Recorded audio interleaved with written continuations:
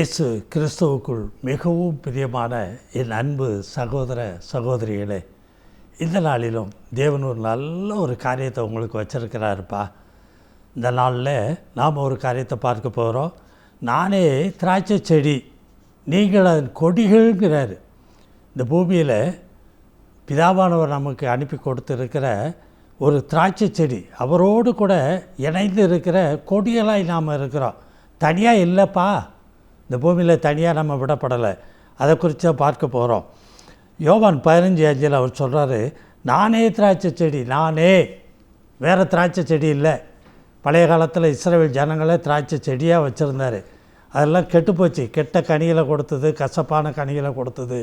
ஆனால் இங்கே இயேசு கிறிஸ்துவே அவர் தான் சொல்கிறார், நானே மெய்யான திராட்சை செடின்னு சொன்னார்.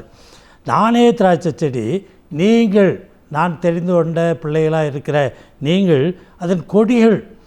ஒருவன் என்னிலும் அவரோட இணைஞ்சே இருக்கணும். கொடி தனியாக போய் நின்று கனி கொடுக்க முடியாது, அந்த செடியோட ஒட்டி இருக்கிறது தான். நான் அவனிலும் நிலைத்திருந்தால், ஹலோ, நான் ஞானஸ்தானம் வாங்கிட்டேன் இன்னும் பரலோகம் பெறுவேன்னு சொல்லி எப்படியாவது வாழ்ந்தால், மாம்ச வழியில் மாம்ச சிந்தையில் வாழ்ந்தால் அது முடியாதுப்பா. கனி கொடுக்க முடியாது, ஆவிக்குரிய கனி இந்த திராட்சை செடிங்கிறது.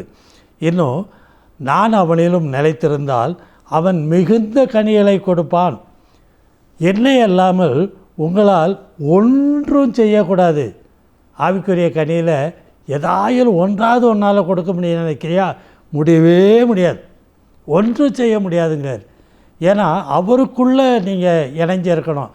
அதுக்கு ஒரு உதாரணமாகத்தான் இந்த காரியத்தை சொல்கிறார். நானே திராட்சை செடி, நீங்கள் அது கொடிகள்னு. எபேசியர் 2:10 ஏன் அப்படி சொல்கிறாருன்னு பார்த்தீங்கன்னா, ஏனெனில் நற்கிரியைகளை செய்வதற்கு நாம் கிறிஸ்து இயேசுவுக்குள் சிருஷ்டிக்கப்பட்டு தேவனுடைய செய்கைகளாக இருக்கிறோம். பாவ சரீரத்தில் பிறந்தோம், நற்கிரியை இல்லை, நற்கிரியை செய்ய முடியாது. நன்மை செய்யணும்னு நினைத்தாலும் நம்ம பாவ சரீரத்துக்குள்ளே இருக்கிற பாவ பிரமாணம் நன்மை செய்ய விடாது. இதான் ரோமர் 7 கடைசி 7-8 வசனங்கள். ஆனால் இதிலேருந்து நம்மளை விடுவிக்கிறார். எப்படின்னு சொன்னால், இயேசு கிறிஸ்துவோடு கூட இணைய வைக்கிறார் பிதாவாகிய தேவன். ஏன்னா அப்போ தான் நற்கிரியைகளை செய்ய முடியும். அதான் சொன்னார், என்னை இல்லாமல் உங்களால் ஒன்று செய்ய முடியாதுன்னு சொன்னார். எபேசியர் 1:4 பார்த்தீங்கன்னா, தமக்கு முன்பாக நாம் அன்பிலே பரிசுத்தமுள்ளவர்களும். அன்பு மட்டும் இல்லை, அன்பில் பரிசுத்தம். அது ரொம்ப வித்தியாசமான ஒரு அனுபவங்கள். நீ பகைவனை நேசிப்ப, அந்த பரிசுத்தம் வந்துருச்சுன்னா, உன்னை எதிர்க்கிறவன், உன்னை பகைக்கிறவன் யாராக இருந்தாலும் அவங்களுக்காக வேண்டி நீ ஜெபம் பண்ணுவ, அவங்களை சிநேகிப்ப. பரிசுத்தம் உள்ளவர்களும் குற்றமில்லாதவர்களுமாய் இருப்பதற்கு அவர் உலக தோற்றத்திற்கு முன்னே கிறிஸ்துவுக்குள் நம்மை தெரிந்து கொண்டபடியே. எல்லோரும் லேசாக இதை பிரசங்கம் பண்ணிட்டு போயிடுவாங்க. உலக தோற்றம்னா உலகம் உண்டாகிறதுக்கு முன்னமே நம்ம எல்லாம் கிறிஸ்துவுக்குள்ளே தெரிஞ்சு வச்சுருந்தாருன்னு ஒரு செய்தியை சொல்லிடுவாங்க. அதிகமாக கர்த்தர் எனக்கு கொடுத்த வெளிப்பாடை நான் உங்கள் மத்தியில் வச்சுட்டு போகிறேன். பாவ சரீரத்துக்குள்ளே, பாவத்தில் என் தாய் என்னை கற்பந்தரித்தாள். ஹலோ, பாவத்தில் கற்பந்தரிக்கப்பட்டேன், துர்க்குணத்தில் உருவானேன். இப்போ நான் பிறக்கும்போது எனக்குள்ளே உலகம் வருது. வெளியே பிறந்த உடனே சிறு குழந்தையாக இருக்கும்போதே ஆரம்பிச்சிடும். கண்ணின் இச்சை, மாம்சத்தின் இச்சை, ஜீவனத்தின் பெருமையாகிய இதெல்லாம் உலகம். அந்த உலகம் எனக்குள்ளே உண்டாகிறது. அந்த உலகத்தினால் உண்டானவைகள் நிறைய உள்ளே சேர்ந்துக்கிட்டே இருக்கும். அதான் உலகம் உண்டாவதற்கு முன்னமே, உலக தோற்றத்திற்கு முன்னே கிறிஸ்துவுக்குள் நம்மை தெரிந்து கொண்டபடியே. அவர் கிறிஸ்துவுக்குள் நம்மளை தெரிஞ்சுக்கிட்டாராம். எப்படின்னு பார்த்தா, அவரோடு ஒட்ட வைக்கப்படுறோம், அவரோடு இணைக்கப்படுகிறோம். அவரோடு இருந்தால் தான் முடியும், நம்மளால் ஜீவிக்க முடியும், நம்ம அவரை போல வாழ முடியும். இல்லை அதிகமாக நீதியிலும் பரிசுத்தத்திலும் தனித்திருந்து நம்மளால் எதையும் செய்ய முடியாது, ஆவிக்குரியவர்களாக இருக்க முடியாது.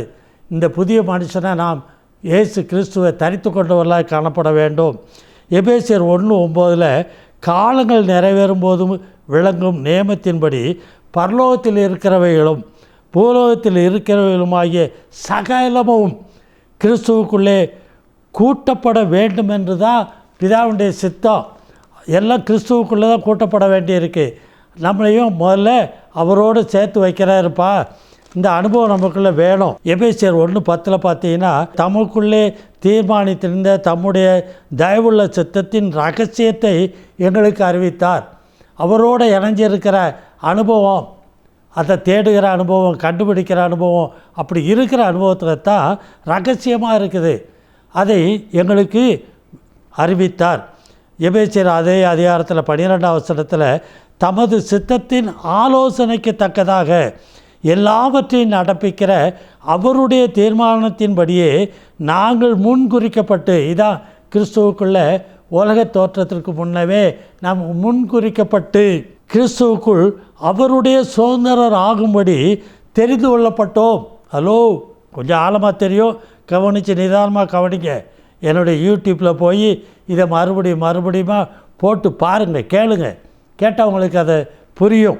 1 கொரிந்தியர் 1:9 சொல்கிறாரு, தம்முடைய குமாரனும் நம்முடைய கர்த்தருமாக இருக்கிற இயேசு கிறிஸ்துவுடனே ஐக்கியமாக இருப்பதற்கு உங்களை அழைத்த தேவன் உண்மை உள்ளவர். பார்த்தீங்களா, அந்த ஐக்கியம் இதான் திராட்சை செடி, நீங்கள் அதன் கொடிகள், அந்த ஐக்கியம் இருக்கணும்னு சொல்கிறாரு. அதற்கு அழைத்த தேவன் உண்மை உள்ளவர். அவர் என்ன எதற்கு அழைத்தாரோ அந்த காரியத்தை கரெக்டாக கடைப்பிடிச்சி அதை செய்வார். அவரை விட்டு நீ பிரிந்து போகும்படிக்கு எந்த விதத்திலும் அவர் விடமாட்டார். நீயா பிரிந்து போனால் ஒழிய. ஹலோ, அதான் உண்மை உள்ளவர், அந்த ஐக்கியம். இன்னும் சொல்கிறாரு யோவான் 15:1, நான் மெய்யான திராட்சை செடி, என் பிதா திராட்சை தோட்டக்காரர். இந்த பூமியில் நீ வாழும்போது ஒரே திராட்சை செடி, மெய்யான திராட்சை செடி இயேசு கிறிஸ்து தான். அவருடைய கொடியில் நாம் இருக்கிறோம். பிதா இந்த பூமியில் திராட்சை தோட்டக்காரர். ஹலோ, நிறைய நேரம் இருந்தனா போதிக்கலாம்ப்பா, நீங்கள்லாம் தாங்குவீங்கன்னு சொன்னால் இதை எடுத்து இன்னும் அதிகமாக நேரங்களாக போதிக்க முடியும். சரி, அதில் சொல்கிறாரு எப்படின்னு பாருங்கள். எல்லாம் 23:19 இதை சொன்ன தேவன் பொய் சொல்ல தேவன் மனிதன் அல்ல. கிறிஸ்துவோடு ஐக்கியமாக இருக்கிறது தான் உன்னை அழைத்திருக்கிறாரு, தெரிந்து கொண்டிருக்கிறாரு. அப்படி நீ தனியாக இருந்து எதையும் செய்ய முடியாது, சாதிக்க முடியாது. நீ கிறிஸ்துவுக்குள்ளே இருக்கணும், கிறிஸ்துவோடு இணைஞ்சிருக்கணும். அவருக்குள்ளே இருந்தால் எல்லா சாராம்சங்களும் உனக்குள்ளே வரும். அப்போ தான் ஆவிக்குரிய கனி கொடுக்க முடியும். அதற்காக அழைத்த தேவன், நான் அதுக்கு தான் அழைத்திருக்கிறேன். பிதா திராட்சை தோட்டக்காரராக இருக்கார், நான் இந்த பூமியில் திராட்சை செடியாக இருக்கிறேன்னு சொல்லுகிற அந்த தேவன், பொய் சொல்ல தேவன் ஒரு மனிதன் அல்ல. இன்னும் சொல்கிறாரு, மனம் மாற அப்படி கிறிஸ்துவோடு கூட இணைத்து வச்சிருக்கிறாரு அந்த இயேசு கிறிஸ்து, நீ வேண்டான்னு ஒதுக்கி வைக்க மாட்டார், மனம் மாற மாட்டார். மனம் மாற மனுப்புத்திரனும் அல்ல, அவர் சொல்லியும் செய்யாது இருப்பாரோ. அந்த இணைப்பை உன்னை விட்டு பிரிக்காதபடிக்கு தேவன் அந்த கிறிஸ்துவோடு கூட இணைக்கிற இணைப்பு, அதான் திராட்சை செடி.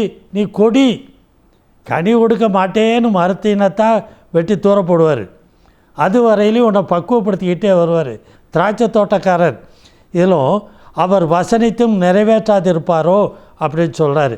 யோவான் 15:4 பார்த்தீங்கன்னா, எண்ணில் நிலைத்திருங்கள், நானும் உங்களில் நிலைத்திருப்பேன்.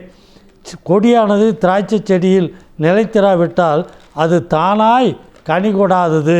அப்படி போல் நீங்களும் எண்ணில் நிலைத்திராவிட்டால் கனி கொடுக்க மாட்டீர்கள். நிலைச்சிருக்கணும், அவரையே சார்ந்து பிடிச்சிக்கிட்டு இருக்கணும். அவருக்குள்ளே இருக்கிற சாராம்சங்களை எல்லாம் நீ பெற்றுக்கொள்ள தெரியணும். கொடி எப்படி இழுத்து வாங்கும், தண்ணீர், அந்த வேர், இயேசு கிறிஸ்துவனுடைய வேர், எல்லாத்துக்கும் நீ பங்குள்ளவன்ப்பா. அது வேர் பரிசுத்தமாக இருக்குது, அதனால் கொடி செடி பூரா பரிசுத்தமாக இருக்கும்.